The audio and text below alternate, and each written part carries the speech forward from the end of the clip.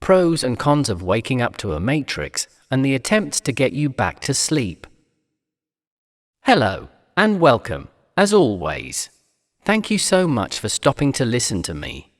Za'el here. An important clarification before I begin is that I will use the term awake to refer to those people with a certain level of awareness at a medium basic level of what is happening on Earth, or in terms of any situation or matrix that keeps the subject immersed in a set of ideas that prevent them from realizing what is beyond, or deeper. I hope I have explained myself well here. However, no one is ever fully awake to everything. No one has learned absolutely everything, and no one is totally invulnerable to finding themselves in a situation of unawareness, naivety, or ignorance. Therefore, I ask you not to take this concept of awake to mean aware of absolutely everything, because that is not how I will apply it. Having said that, I proceed to explain. I would like, as always, to end with good energy, positivity, and something more practical, so I will start with the disadvantages of being awake. Awake on the basis of any situation and in comparison to those you are addressing in expressing your view of things. We all share a set of perceptual agreements or set of ideas with the people we live with most often. They may be more or they may be less, but they are there, forming a solid base that generates a shared reality among all of them. However, there usually comes a day when, because of the experiences that one or more of those people have lived through, that perception may begin to change. Sometimes it is a matter of learning from those experiences. Other times, it may simply be traumas that, without sufficient self-control and self-awareness, can lead such people astray, so to speak. A path built on misconceptions, which give rise to others that will therefore also be misconceptions. In either case, there is at that moment a natural tendency to want to share such data or experiences with others, especially if they really matter to us, and even more so if these experiences and discoveries are considered to be something transcendental or of special importance. It is at this point that something even more traumatic happens, which you have probably experienced firsthand. And that is that many of those people you care so much about refuse to believe your words. You know what you have experienced. You know what you feel. You know what you have seen. You have figured out how things work in that shared reality, and you can no longer cover your eyes and perceive it as you did before. You can even try to make others see and experience the same thing. However, you will find that, in many of these cases, they will not be able to see it even if you show them where and how it is that you want them to notice. Why does this happen? As I see it, there are several explanations, as always and for everything. Firstly, and speaking of the more psychological factor, there is an observable tendency to deny what we do not want in our lives, as is logical and natural, especially if we do not want to face the suffering it would cause us, or even feel unable to cope with such disappointments. On the other hand, there are their agreements and life experience in which you should not forcibly interfere, as a second explanation why they are not able to see what is in front of them with the same clarity. Only those who are truly willing to learn about the world around them, to learn, and to let go of their attachments and feelings towards the world they thought they knew, will stop to listen to you and even consider whether, perhaps, you might be right. There will also be people who do not agree with your way of seeing things, and yet they will be able to understand you, respect you, and stand by you.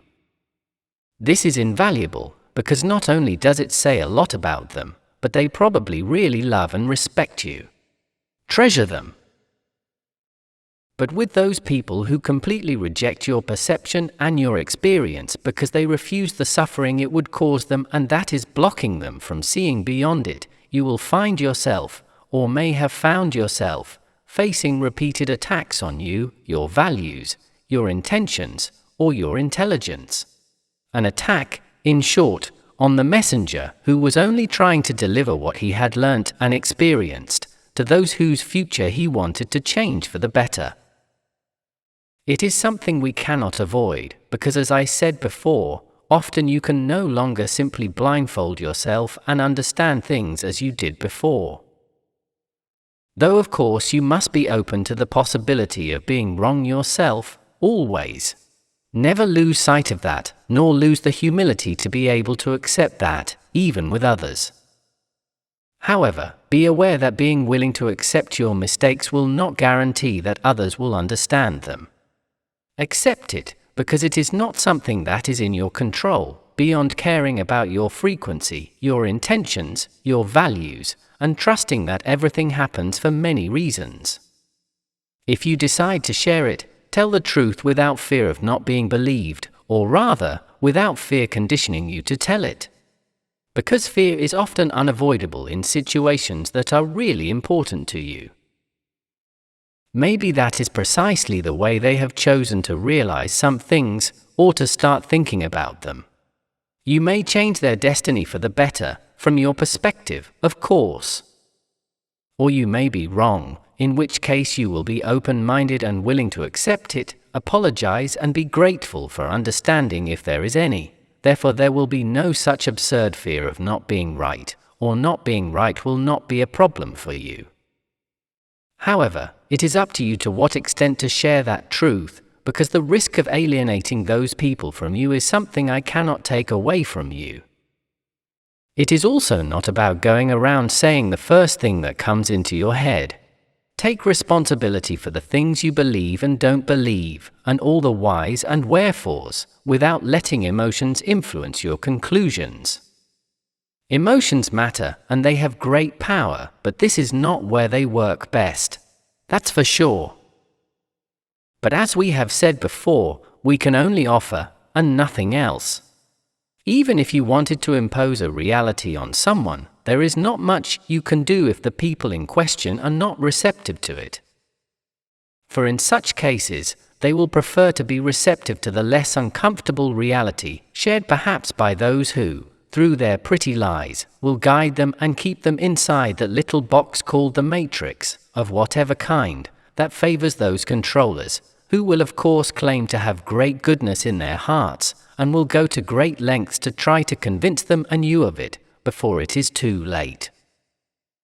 In this way, for example, new representative faces would appear with a hopeful and cajoling discourse that would make people in the process of awakening think that something has changed for the better, when in reality it is the same controllers making people believe that they have changed for the better, in order to calm the awakening again. It can be applied to that very thing, just as it can be applied to different masks or attitudes in a single person. The aim is to put the wagon back on track that was going off the tracks, making the person or persons feel a certain calmness. We could say that what the Cabal applies is something akin to a gaslight on a planetary level. Sometimes the controlling party can also resort to their false events, if you know what I mean, in order to cause a reaction in the controlled party. Reactions such as fears, leading people to act on them without questioning the situation further. Reactions of reassurance, as I said before as well, in which these false events cleanse and whiten the image of the controlling party, and make it look protective, noble and righteous, making the masses feel that they can be calm and safe under the wing of these controllers. Events that bring them into consciousness, that make them look like hero saviors whose intentions it would be absurd to doubt, and who will be deeply offended if this happens.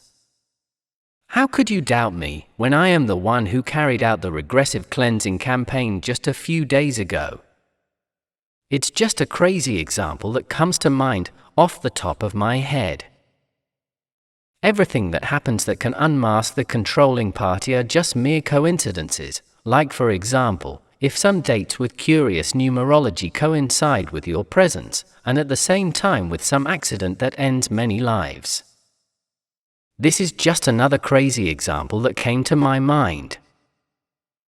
With all this, there is also an important factor that plays a major role here, and that is how empathy and love is used against the star seeds themselves. The controllers of Earth, whomever they are and from whatever level we want to look at it, and there are many, are cognizant of human or Lyrian nature. This is something we have talked about before, but I would like to go into this subject in more depth, or I think it is important, although it is true that in many cases it does not matter how much you shout the truth. Those who don't want to see it, won't see it. They use against the seeds what they know moves them and makes them feel safe. Love, empathy, the brightest light. Their fight is always, they say, for the greater good. For protecting your experience, for equality, for cream and strawberry cakes, for children. And the worst ones will use the brightest light to blind them.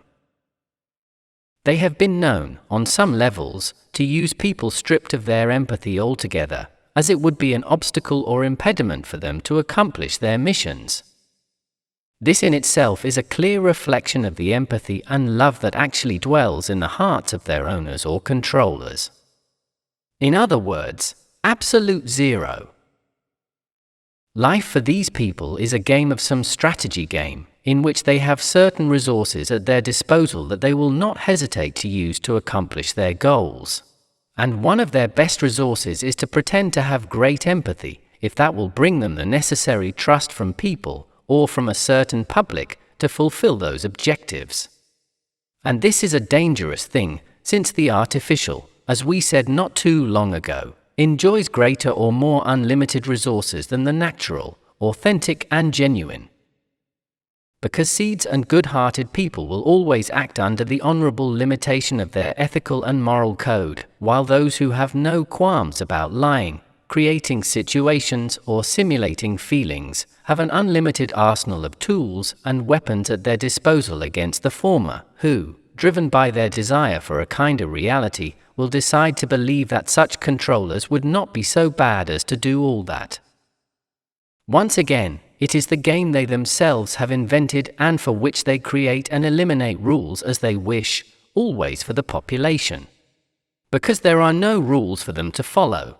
It is an anything goes. This is why it is important to wake up to a truth that I insist on for the second time. Not everyone is like you. You have to realize that. And that's actually a good and beautiful thing, because the fact that you can't even consider that there are people capable of something like that, means that you yourself don't possess those terrible characteristics or qualities within you. However, and leaving aside the disadvantages, the fact of waking up to a reality, to a matrix, whatever it is, has an immense and indisputable advantage. You are free. Free to manage your destiny. Free to act or not to act. Free of all those ideas that block that freedom, your advancement and your understanding of things. Free to show who you are in such an unfavorable situation. Much more conscious and difficult to bring back into a similar matrix. The moment you awaken to that reality, you are at the helm, at the steering wheel. You've got the bull by the horns. You hold in your hand the script of your destiny. How will you react? Will you remain blocked and deny the existence of the world as it is? Will you deceive yourself? Or will you act accordingly, moving forward and becoming much wiser and stronger? Will you stand still in the face of suffering, or will you act to prevent it from happening again? You write the script. But your script. You will have to accept if someone refuses to open their eyes to whatever matrix you have begun to discover, I'm afraid. At least, for the moment. Later, you never know. Your time on Earth, unfortunately, and after gaining consciousness in circumstances such as these, leaves a mark in oneself that is hard to erase. In my view, unnecessary. But one thing is certain. You won't fall for many of these tricks ever again. As Marie says, whoever has eyes to see. Lots of strength, a hug, and courage. Za'el.